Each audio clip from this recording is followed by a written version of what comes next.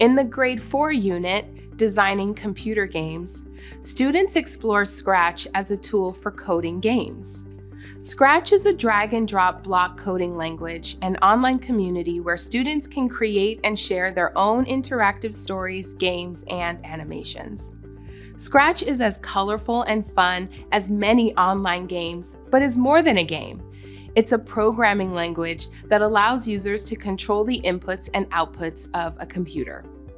In Lesson 2, A Tool for Games, learners are guided by the question, how can I create a computer game in Scratch? They learn that an algorithm is a set of instructions expressed in any language or representation, while a program is a set of instructions written in code so that a computer can understand it. The lesson will introduce learners to computer science concepts. Then, learners write a program in Scratch to create a game that has characters and keeps score. As students create and share Scratch projects, they learn to think creatively, reason systematically, and work collaboratively.